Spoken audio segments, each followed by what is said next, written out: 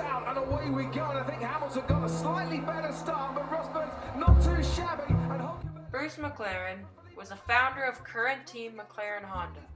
The team he founded has been racing for over 50 years in Formula One, the most elite, fastest, and high-performance circuit racing cars in the world, with McLaren winning 8 Constructors' Championships and the Drivers' Championship 12 times. Here is the story. From 2 Ferraris, and then going wide is Fernando Alonso in the McLaren, as you saw. To do something well is so worthwhile that to die trying to do it better cannot be foolhardy. It would be a waste of life to do nothing with one's ability, for I feel that life is measured in achievement and not years alone. Bruce McLaren. June 2nd, 1970. Goodwood Circuit in the UK. Bruce McLaren crashed his Can-Am car on the Levant Straight just before Woodcote Corner.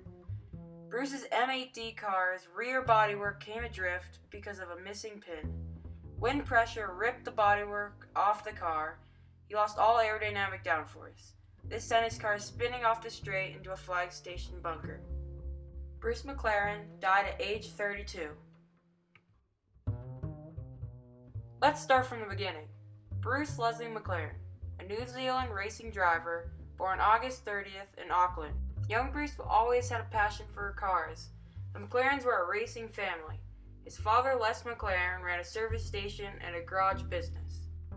Bruce grew up during the Second World War. Living in New Zealand made his family still vulnerable to threats because their country had diplomatic relations with Britain. This meant that threats to Britain were threats to New Zealand. But before the war, his father was a motorcycle racer.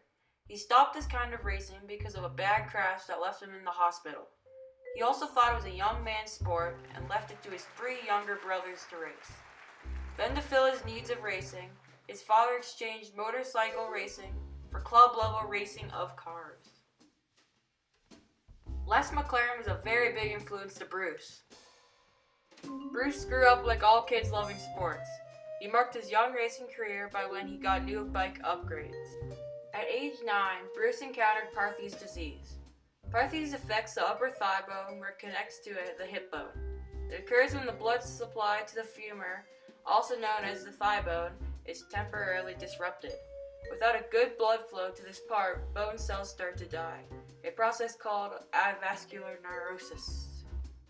Or as Bruce the mechanic put it, this ball and socket joint, like any other bearing, will seize up if it is allowed to run dry. When Bruce was in the hospital dealing with his disease, he had a lot of time because typical kid distractions were gone, so he focused on his academics. Bruce was curious to explore mechanics after reading a brochure on the Jaguar XK120 sports car given to him by his father to read in the hospital. So his parents enrolled him in an engineering course at a college in Auckland. He first had to take a test to place him in a learning group. He got in the A class, which he thought was a much higher learning grade than he would ever achieve. He was dead sure they would find their mistake of their grading and move him down to the B class. But the midterm test showed Bruce second in his class. After this, he decided he was going to be a civil engineer. Life was looking pretty great. Bruce's first official race was a hill climb at Mary White Beach, in Auckland, 25 miles away from the McLaren's normal home.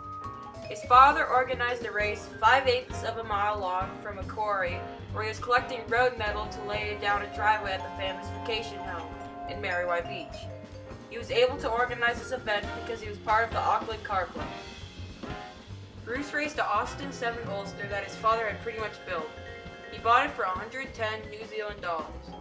Bruce and his father went to pick it up just to find it in pieces, so Les McLaren decided to fix it up.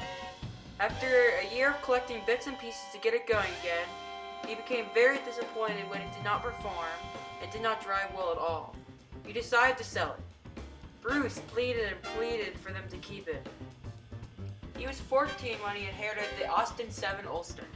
He practiced with the Ulster even before he had his driver's license.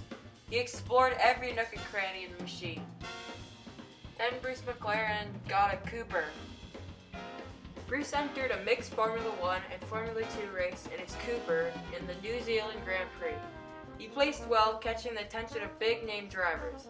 A council of racers decided that Bruce McLaren would be the chosen driver to be the driver to Europe, where a young New Zealander, called a Kiwi, would be chosen to drive with the elite in Europe for a year. Bruce got picked up by Cooper Racing Team to race in Formula 2 in Europe shortly after he arrived. He stayed with the team for 7 years in F2. He joined the Cooper Factory F1 team in 1959 and raced alongside Jack Brigham as his teammate. He won the 1959 United States Grand Prix, becoming the youngest driver ever before him to win a Grand Prix. He was 22 and 104 days. He also raced in 24 Hours of Le Mans in 1959, 1961 through 1967 for Cooper Car Company, Briggs Kinnerham, Aston Martin, Ford Motor Company, and Shelby American Inc. His best win was first in 1966. This is Mosport, and I'm Bruce McLaren. Now, the only trouble is that you can't really see here just how much up and downhill this track is. It's just like a very windy road through a pretty mountainous sort of district. We start off from the pit and paddock area. Bruce McLaren announced at the end of the 1965 season that he was making his own Grand Prix racing team. The team was to be called Bruce McLaren Motor Racing Team. It bore the logo called the Kiwi. It was created by a good friend of Bruce named Michael Turner in '94. They chose a kiwi bird silhouette to show on the emblem because that is the national bird of New Zealand. The logo first appeared on the track in 1964 on the bodywork and steering wheel of the Group 7 McLaren M1A. This was the first race of the car, and Bruce led at 55 laps in Mosport Park, Canada. The first Grand Prix race, which is an international circuit competition with specified requirements, a Bruce McLaren Motor Racing Team car competed in, was the Formula 1 1966 Monaco Grand Prix. The first race the team won was at Spa in the Formula 1 1968 Belgian Grand Prix. This was Bruce's fourth career win in Formula 1. Bruce McLaren also wrote a biography in 1964 about his life. It was called From the Cockpit. It tells about his life experiences. This book gives you a taste of the thrills 1950s and 1960s drivers felt. Bruce McLaren and a team of devoted individuals had people wanting to own a McLaren M6 GT racing car. His intention was to build the highest specification, fastest and quickest acceleration road car in the world. They planned on making 250 of this car to sell, but Bruce never saw this become a reality. Bruce McLaren was 32 when he lost his life racing at Levant Straight just before Woodcut Corner at Goodwood Circuit in England. His M8D car came adrift and he lost aerodynamic downforce and spun into a flag station. Post his death, the Bruce McLaren Motor Racing Team merged with Ron Dennis Project 4 Racing Team in 1980 to form McLaren International. Comments from McLaren Technology Center in the United Kingdom. With regards to our road cars, Bruce was planning to diversify his company in this direction prior to his death. He designed, built, and drove the M6 GT road car, which he used as a daily driver for some time. McLaren Automotive are now producing supercars and sports cars of which, according to our brand ambassador, his daughter Amanda, Bruce would approve. As you can see, throughout his life, the great Bruce McLaren encountered challenges exploring new methods to beat old speed records.